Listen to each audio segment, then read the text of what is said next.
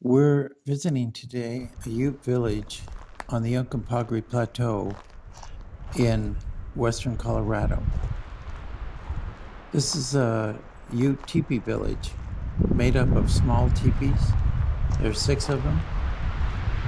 It consists of poles that were used to support a hide or even a canvas covering for these tipis, since they were probably built in the late 1800s, early 1900s, when canvas was available to the Utes.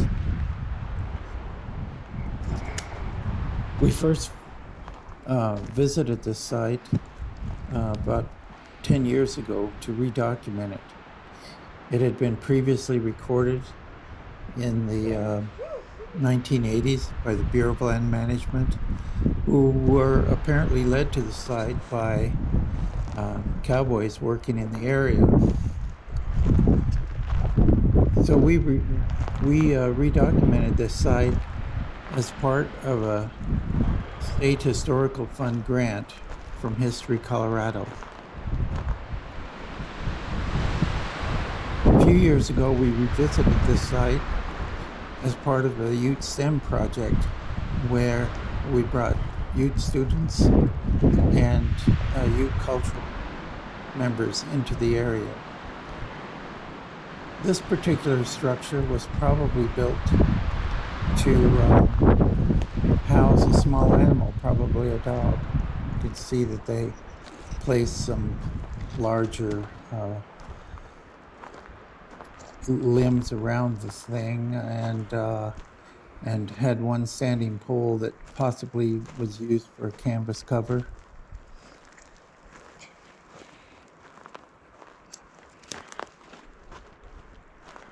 So these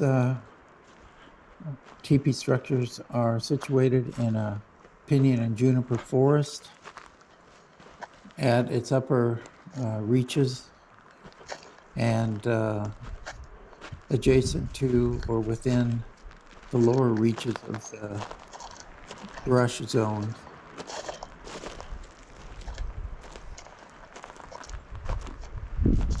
Here's one appearing in the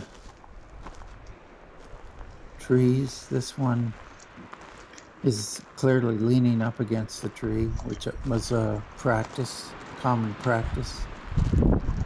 Within these structures are large rocks that were part of a thermal feature, a hearth feature that warmed the teepee.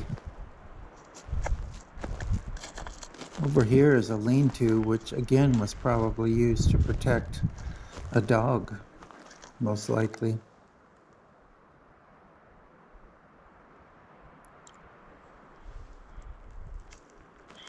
You can see those large hearthstones in this wickiup, or this teepee structure.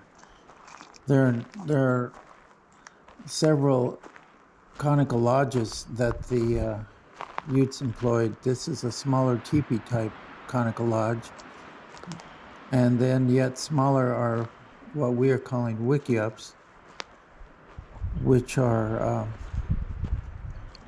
just another degree smaller than these, and usually don't have hearth features within. The barbed wire fence here was put up in the 1980s by the Bureau of Land Management to keep cattle from destroying these features. You can see the hearth feature on the inside. These structures were probably about 2.5, 3 meters in diameter, 3 meters probably. And again, this one is leaning into a tree.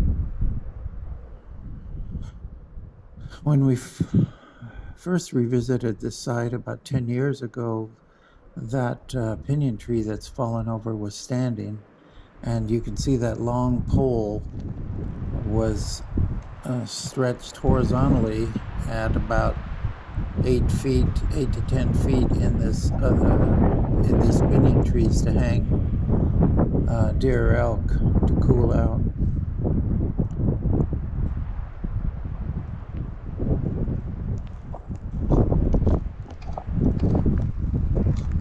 This particular fence enclosed 2 teepee structures. We're going to walk up to find the other one here between these pinyon trees.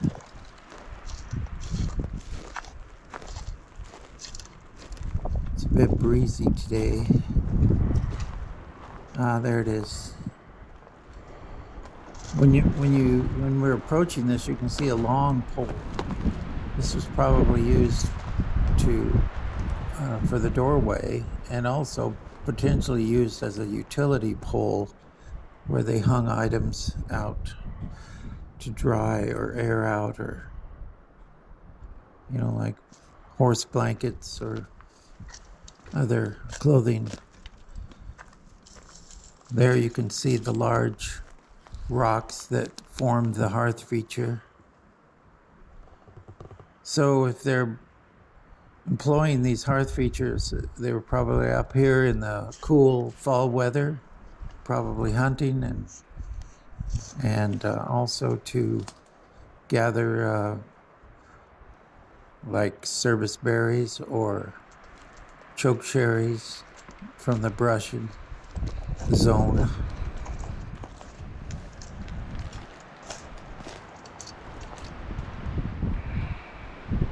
It's a better photo, better angle here. This one was freestanding, obviously. There's another one up here in the brush. We just have to work our way through it.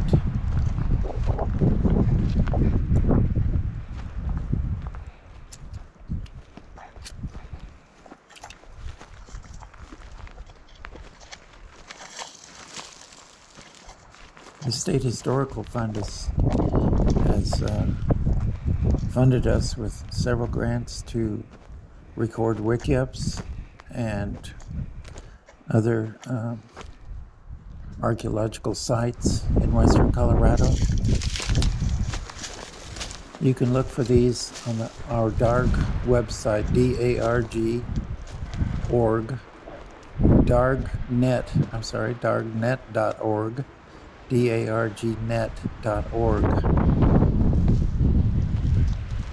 Has many of our reports. Here's the barbed wire fence, obviously protecting another of these structures.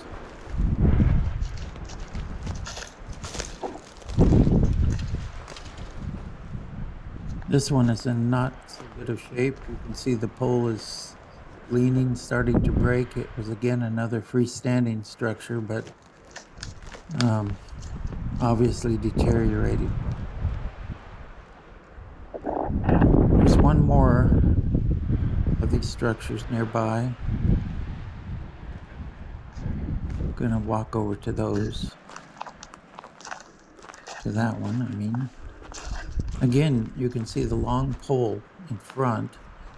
It seems to be deteriorating and is slightly bent, but that's another utility pole.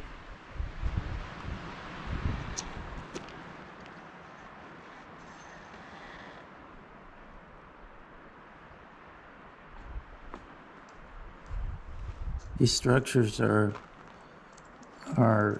very rare now on the Uncompahgre Plateau, and this particular village is remote and is protected by its remoteness.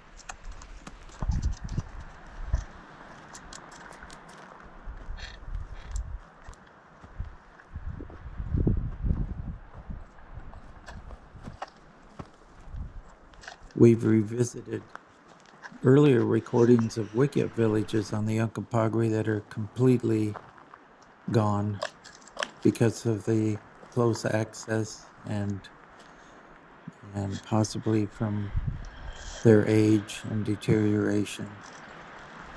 We're fortunate that this one is still intact.